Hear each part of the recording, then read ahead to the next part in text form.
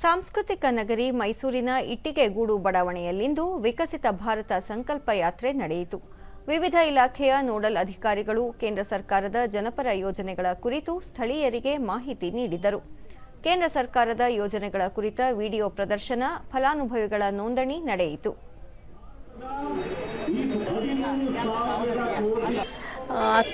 ದೂರದರ್ಶನದೊಂದಿಗೆ ಫಲಾನುಭವಿ ಛಾಯಾ, ಕೇಂದ್ರ ಸರ್ಕಾರ ಮಹಿಳೆಯರಿಗಾಗಿ ವಿವಿಧ ಯೋಜನೆಗಳನ್ನು ಜಾರಿಗೆ ತಂದಿದ್ದು ಆರ್ಥಿಕವಾಗಿ ಸಬಲೀಕರಣಗೊಳ್ಳಲು ಸಹಾಯಕವಾಗಿದೆ ಎಂದರು. ಸಾಮಾನ್ಯ ಜನರಲ್ಲೂ ಗೊತ್ತಾಗ್ತಾ ಇದೆ, ತುಂಬ ಜನಕ್ಕೆ ಗೊತ್ತಾಗಲ್ಲ ಹೆಂಗೆ ಏನು ಕಾರ್ಯಕ್ರಮಗಳು ಹೆಂಗೆ ಮಾಡ್ತಿದ್ದಾರೆ. ಬ್ಯಾಂಕ್ಗೆ ಹೋದರೆ ಬ್ಯಾಂಕಲ್ಲಿ ಮಿಸ್ಗೈಡ್ ಮಾಡೋದಾಗಲಿ ಆ ಥರ ಎಲ್ಲ ಇದೆ.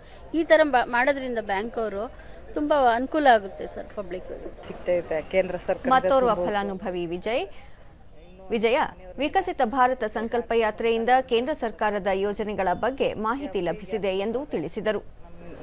ತುಂಬ ಉಪಯೋಗ, ಸೌದೆ ಒಲೆ ಮಾಡ್ತಿದ್ವಿ ಸರ್, ಇವಾಗ ತುಂಬ ಉಪಯೋಗ ಆಗೈತೆ. ಗ್ಯಾಸ್ ಕೊಟ್ಟರು ಮನೆಯವ್ರಿಗೆ, ಎಲ್ಲರಿಗೂ ಎಲ್ಲ ಕಡೆಯಿಂದನೂ ಕೇಂದ್ರ ಸರ್ಕಾರದಿಂದ ತುಂಬ ಉಪಯೋಗ ಆಯ್ತೈತೆ ಸರ್. ಇನ್ನೂ ಅದನ್ನ ಪಡ್ಕೋಬೇಕು ಅಂತ ಇಲ್ಲಿ ಬಂದಿದ್ದೀವಿ ಸರ್.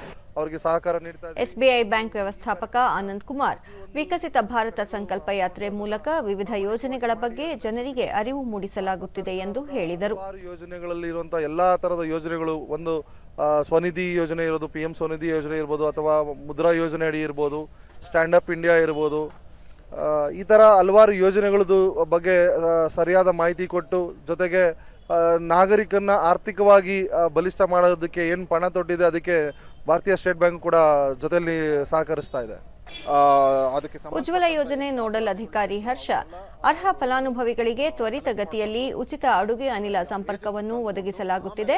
ಸರ್ಕಾರದ ನಿಯಮಾವಳಿ ಪ್ರಕಾರ ಫಲಾನುಭವಿಗಳಿಗೆ ಯೋಜನೆಯನ್ನು ತಲುಪಿಸಲಾಗುತ್ತಿದೆ ಎಂದರು.